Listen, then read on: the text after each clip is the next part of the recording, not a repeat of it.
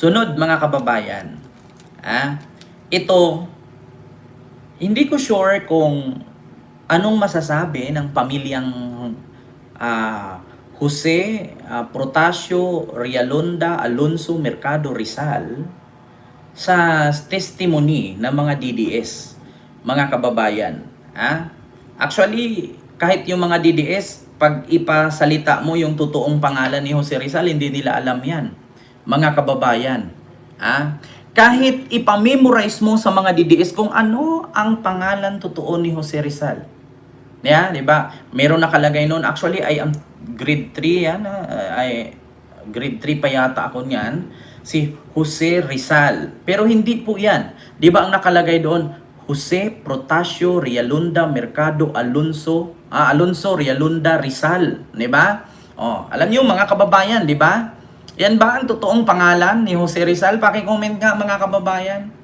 Jose Mercado Alonso Realonda Rizal. May ganyan-ganyan yun, yung buong pangalan ni Jose Rizal.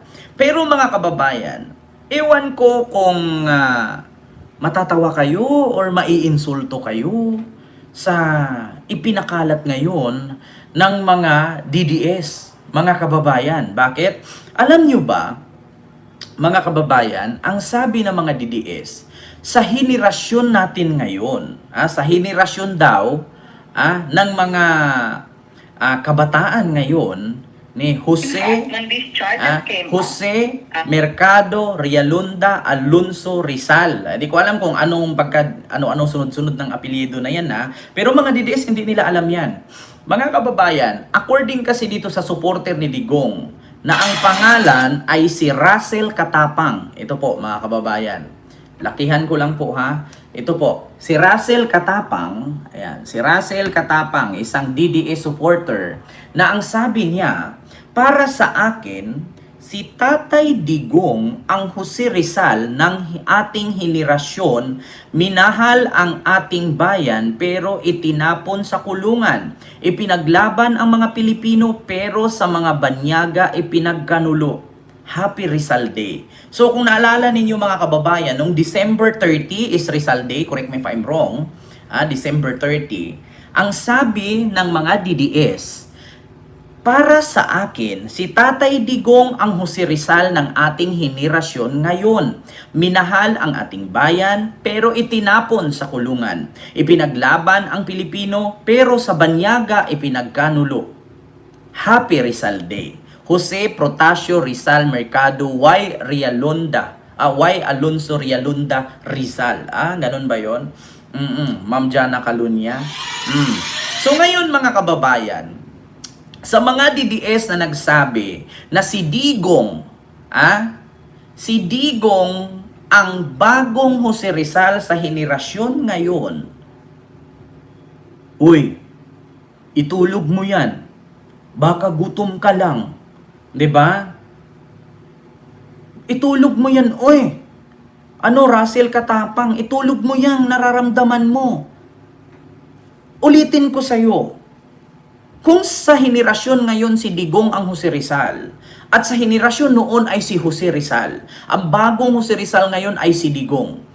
Utang na loob, isang bobo, uto-uto, hampas lupa, pangit, inutil, manyakis, dugyot, patay gutom, bobo, tanga-tanga, mahirap na DDS, utang na loob, ikain mo yan kung nagutom ka, itulog mo yan kung puyat ka. Di ba? Paalala ko lang, si Rizal ipinaglaban ang Pilipinas. Si Rizal ipinaglaban ang taong bayan sa pamamagitan ng pagsulat, sa pamamagitan ng kanyang mga sinusulat. Wala man siyang armas para makipaglaban, pero dinaan niya sa katalinuhan ang kanyang pakikipaglaban laban sa mga Kastila noong panahon ng Kastila. Diba? Pero si Digong minahal ba talaga ang taong bayan? Or ginamit ang pagiging presidente para makakamkam ng pera sa taong bayan? Tandaan mo, Russell Katapang at sa mga DDS na nanonood sa akin ngayon, Si Jose Rizal napakamatay para sa bayan. Si Digong pinatay ang sambayanang Pilipino para magmukhang hero. Magkaiba po. Ang layo po, mga kababayan. Ang layo po talaga. Di ba? Ang layo, mga kababayan. Malayo pa sa sikat ng araw. Ulitin ko ha, mga kababayan. Basahin natin yung comment ng post ni Russell Katapang. Ito, sabi ni Franco Handres.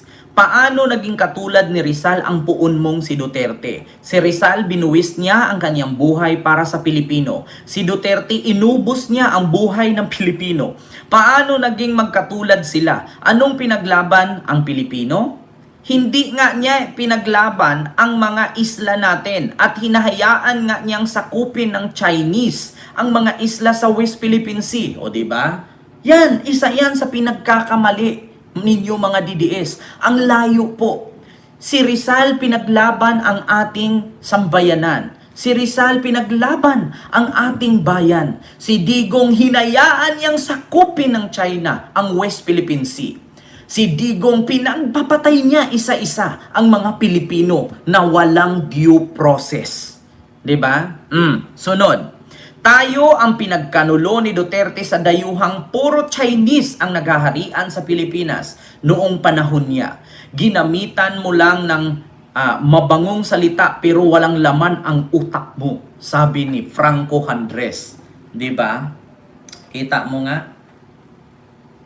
Ay nako, kasi nga bubo at tanga kaming DDS, 'di ba? Ayan na, mga kababayan. Kita mo 'yan, Russell Katapang, sasabihin mo si Jose Rizal ay si Digong pareho. Si Digong ang Jose Rizal sa henerasyon natin ngayon. Anong sabi ni Franco Handres? Sa ano? Paano naging katulad ni Rizal ang puon mong si nasa rehas? Poong nasa rehas na si Duterte. Si Rizal binuwis niya ang kanyang buhay para sa Pilipino. Si Duterte inubos niya ang buhay ng Pilipino, pinagpapatay na wala at hindi dinaan sa due process. Paano naging magkatulad sila? Anong pinaglalaban ang Pilipino? Hindi nga niya ipinaglalaban ang isla natin at hinahayaan niyang sakupin ng Chinese ang ating isla sa West Philippine Sea. Tayo ang pinagkanulo ni Duterte sa mga dayuhang puro Chinese ang naghaharian sa ating Pilipinas noong panahon niya. Ginamit mo lang ng mabangong salita pero walang laman ang utak mo. 'Di ba? Kita nyo mga DDS, na which is totoo naman, wag po kayong magalit. No? Nakita nyo mga kababayan? Tapos sasabihin ninyo ngayon, si Digong at si Rizal ay pareho? Si Rizal, tinaya niya ang buhay niya, nagpakamatay siya sa Luneta.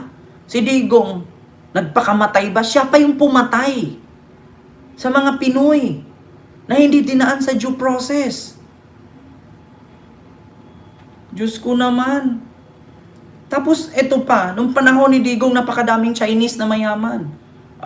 Bakit? Tanungin ko kayo, sino ba pinakamayaman ngayon sa Pilipinas? Hindi nga. Sinong pinakamayaman ngayon sa Pilipinas? Di ba Chinese? Punta ka ng China. Sinong pinakamayaman doon? May narinig ka bang Pinoy? Ang Pinoy doon, kung hindi asawa ng Chinese para yumaman, nagkutkot ng kubeta para magkapera. Di ba?